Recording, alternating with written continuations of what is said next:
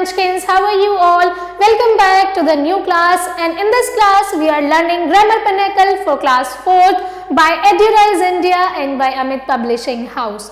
और आज हम स्टार्ट करेंगे बच्चों एक नया chapter number 20 and the name of our chapter is vocabulary, यानी कि इस चैप्टर में हम वोकैबुलरी सीखेंगे।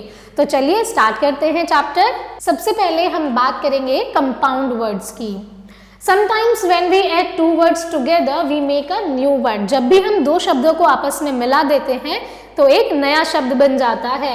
Such words are called the compound words। और ऐसे ही वर्ड्स को हम क्या कहते हैं? कंपाउंड वर्ड्स कहते हैं। For example tea plus pot. Tea एक अलग शब्द है, पोट एक अलग शब्द है। जब हम इन दोनों को ऐड कर देते हैं तो ये बन जाता है टी पोट, और यही एक कंपाउंड वर्ड है। एज बटर एंड फ्लाई दोनों ही अलग अलग वर्ड्स हैं, इन्हें हम कंबाइन करेंगे तो बन जाएगा बटरफ्लाई, और बटरफ्लाई क्या होगा? एक कंपाउंड वर्ड होगा। Now fill in the missing words. यहाँ पर आपको क्या करना है? मिसिंग वर्ड्स फिल करने हैं। Under plus dash, under plus stand, यहाँ पर आप फिल करेंगे so it will become understand. Then we have sunscreen, तो ये बन जाएगा sunscreen. Now we have broom plus dash, यानी कि यहां आ जाएगा broom stick. Now we have dash plus line, तो यहां आ जाएगा ऑन, और ये बन जाएगा ऑनलाइन। द रिमेनिंग वर्ड्स आपको यहां पर फिल करने हैं अपनी बुक्स में। Alright, right the two words that make up each compound words. यहाँ पर आपको क्या करना है? कंपाउंड वर्ड दिया गया है, इनके अलग अलग वर्ड्स आपको लिखने हैं। पहला है वेबसाइट, तो एक वर्ड आपका हो जाएगा वेब और सेकेंड वर्ड आपका हो जाएगा site. The second is staircase, तो फर्स्ट वर्ड आपका होगा स्टेयर और सेकेंड वर्ड आपका हो जाएगा case. Then we have handshake, so it will be hand and second word will be shake and the compound word will become handshake। ऐसे ही यहाँ पर आपको रिमेनिंग वर्ड्स फिल करने हैं। आई नो मेरे प्यारे बच्चों, it is very easy and you can easily do this. Now अब हम सीखेंगे about prefix and suffix. So a prefix is a letter or group of letters added to the beginning of a word to form a new word।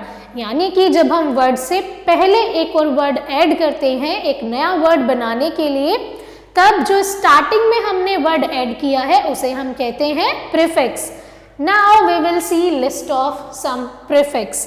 यहाँ पर आपको prefix दिए गए हैं और यहाँ पर मीनिंग दिया गया है, और यहाँ पर आपको एग्जाम्पल्स दिए गए हैं, जैसे कि deform, down, away, reverse, opposite. और प्रीफिक्स में आप क्या ऐड कर सकते हैं? Decode and decrease. ऐसे ही DIS एक प्रीफिक्स है, इसको आप इन वर्ड्स के आगे ऐड कर सकते हैं, तो क्या हो जाएगा? Disagree and disappear.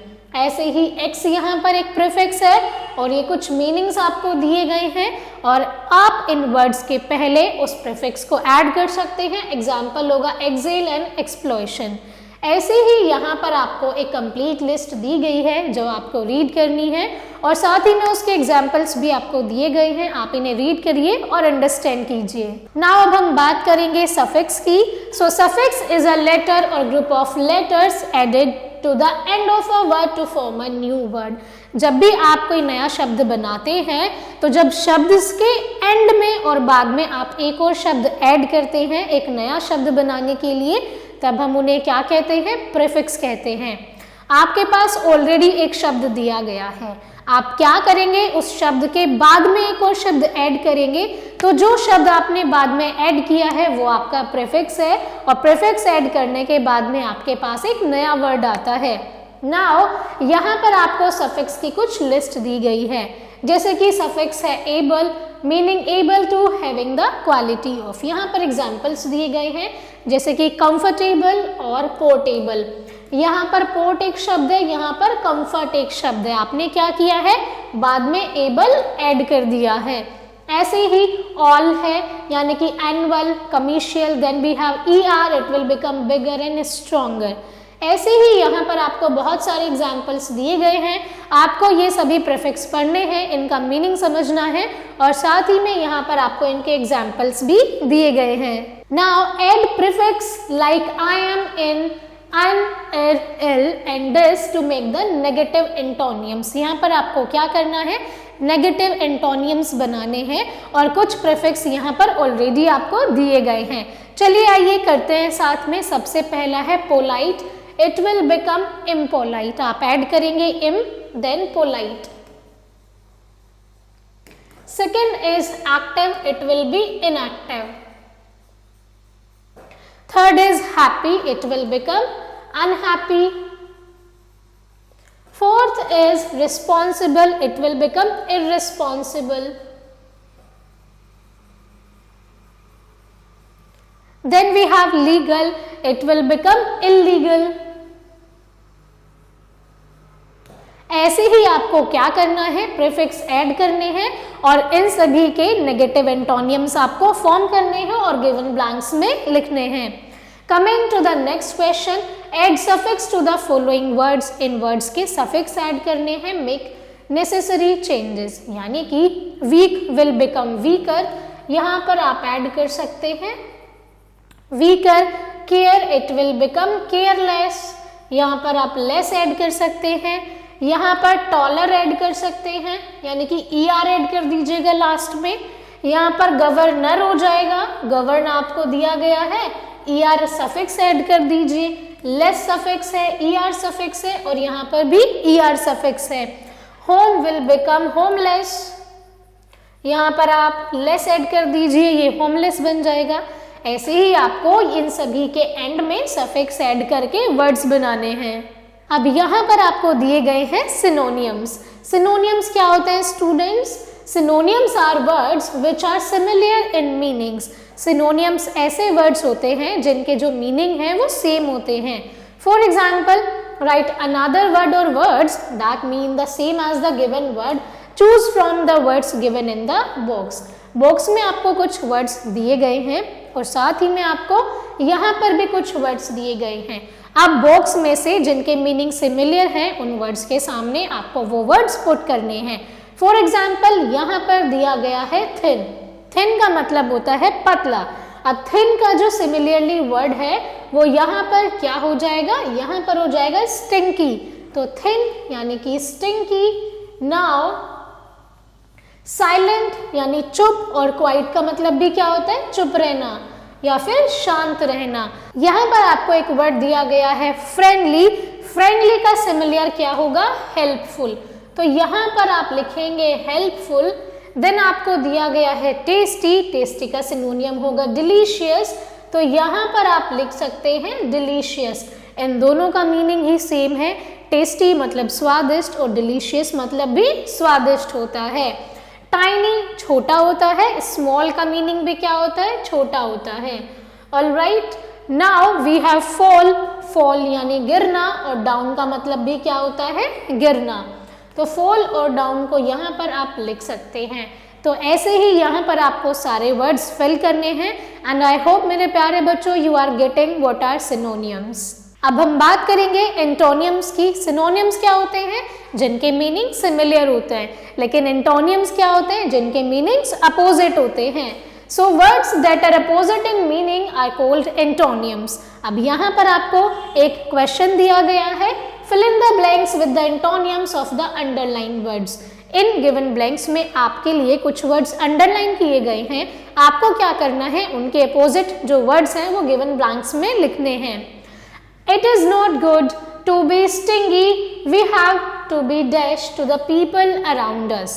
Then the dash oak tree grows from a small acorn, यानी कि the big oak tree। small का अपोजिट क्या होता है? big होता है। The water tanks full just a while again, now it is empty, यानी कि full का अपोजिट क्या होता है? empty यानी खाली होता है। If at first you fail, try again, you will success। Fail का अपोजिट क्या होगा? सक्सेस होगा। तो यहाँ पर आप क्या लिख सकते हैं? सक्सेस लिख सकते हैं। Can you lend me a sharp knife, this one is barren. Sharp का अपोजिट क्या होता है? बैरन होता है।